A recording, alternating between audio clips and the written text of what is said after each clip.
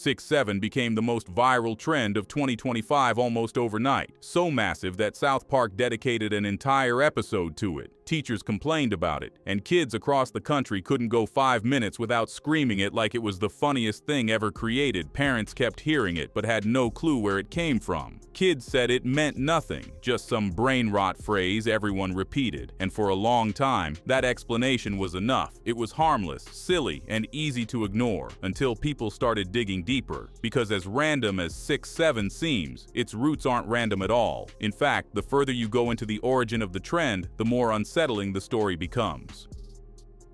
The 6-7 craze didn't start in playgrounds the way most kid trends do. It actually began on TikTok inside the basketball community. Early in the year, a niche meme floated around referencing LaMelo Ball's height. 6'7" people joked about 6'7" in comments and highlight reels, but it never reached beyond that corner of the internet. For months, it was just a tiny inside joke among basketball fans, nothing more.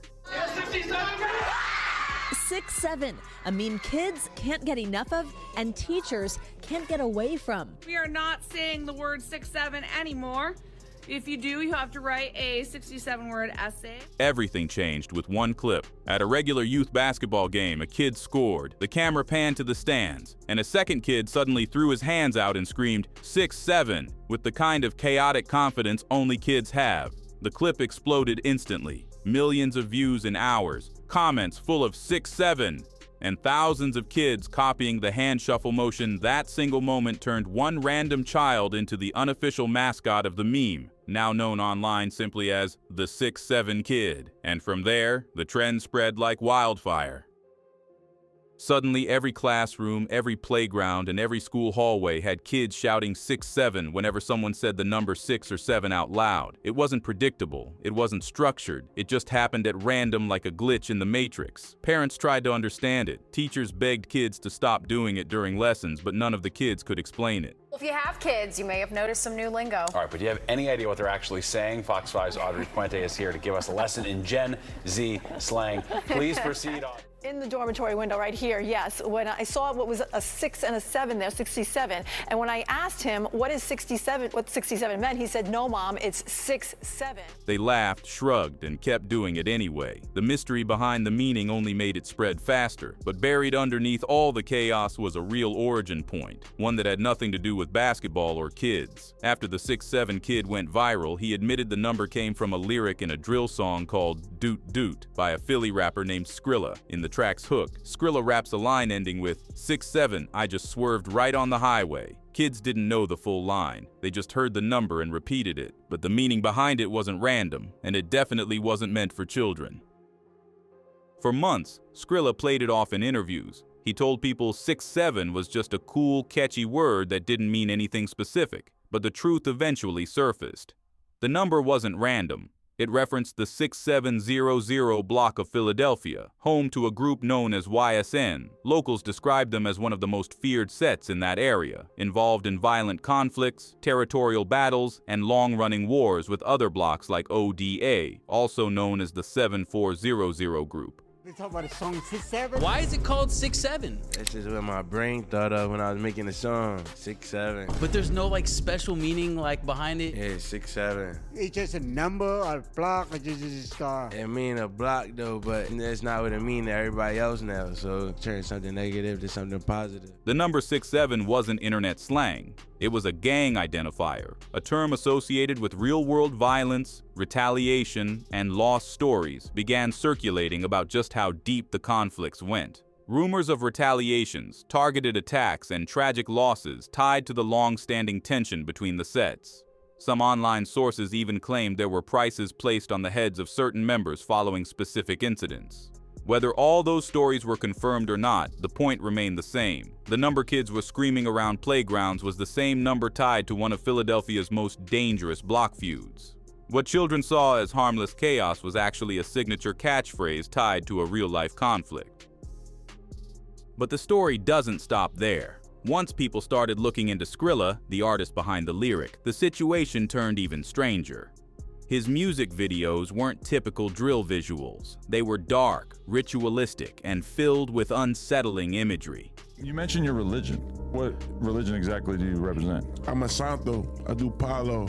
I'm a santo. What's that mean exactly? Like, all that sacrificing goats and all that shit not just feel like that's real life. You sacrificed a goat? I sacrificed goats, chickens, mice.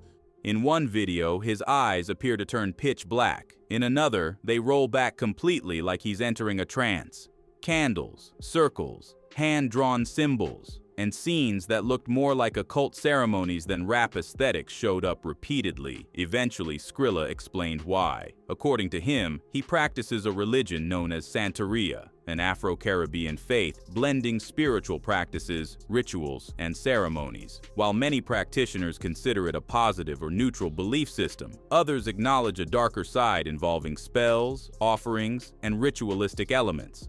Skrilla openly leaned into the darker interpretation in his interviews. He admitted he'd participated in animal sacrifices, goats, chickens, and other offerings, as part of specific ceremonies meant to appease or communicate with the spiritual forces he follows. 6'7" represents, it just represents my brain, like what comes up in my head. Everybody that I played it for fuck with it, but it was like funny. I liked it though, so I ended up leaking it on my Instagram to see what my fans thought, and hey, this shit went crazy. In more than one interview, he spoke casually about using rituals for protection, revenge, or influence. He described methods involving writing names, symbolic objects, and even metal pieces meant to represent harm. Whether someone believes in this type of spiritual practice or not, the way he discussed it was enough to disturb many viewers, and the unsettling pattern continued during a hood tour video. Skrilla even took YouTuber Brandon Buckingham to meet a family member who practices the religion deeply. Inside the home were the ritual figures, offerings, and statues representing various spiritual forces. Right there, Skrilla admitted that before he signed his major record deal, he prayed to his chosen spirit guide and believed that this force directly helped him secure the contract. He claimed he knew it worked without question. So a lot of people on the internet, they think that you're a Satanist, right? People are like, oh my God, he does sacrifices, he's a Satanist. Yeah. That's not true though. What's the reality of it, right? You don't have to say what you are, but are you a Satanist? Yeah, no, I'm a santo, I'm a palero. That's how they look at it though, because it's different, but like, cause they not used to it, you know what I'm saying? Suddenly, the 6'7" trend took on a new dimension. It wasn't just a gang reference. It wasn't just a drill lyric. It was tied to a rapper whose public image blended street conflict, supernatural symbolism, and ritual practices all at once. For adults, it was unsettling. But for kids, it was a gateway they didn't understand. When children searched 6'7" meaning, they found Skrilla's videos. They saw the imagery. They stumbled into content full of dark themes and rituals they'd never seen before.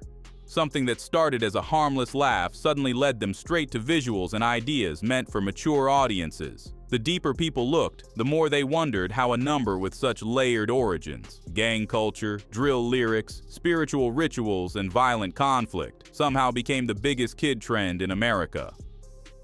Trends usually blow up because they're funny or catchy, but sometimes the internet pushes ideas far beyond their original context. The people who created the trend don't always control who receives it. Skrilla himself admitted he believes spiritual forces played a role in pushing his music into the spotlight. Whether someone believes that or not, there's no denying how quickly and mysteriously the 6'7" trend took over classrooms, TikTok feeds, TV shows, and even homes. By the time most parents learned the real backstory, their kids had already been saying it for months. The truth is simple. 6'7" was never a random joke. It was never meaningless. It wasn't created for children, and definitely wasn't intended to be a playground catchphrase. It came from a drill lyric, a gang identifier, a violent block feud, and an artist deeply connected to spiritual practices most kids have no frame of reference for. Yet somehow, all of that found its way into elementary schools across the country. Now you finally know the truth behind 6'7", how a simple number turned into a nationwide obsession, and how something that looks innocent on the surface can carry a much deeper story underneath. The next time you see a trend blow up online, especially one that spreads fast among kids, it might be worth asking what's really behind it. Thanks for watching, and I'll catch you in the next one.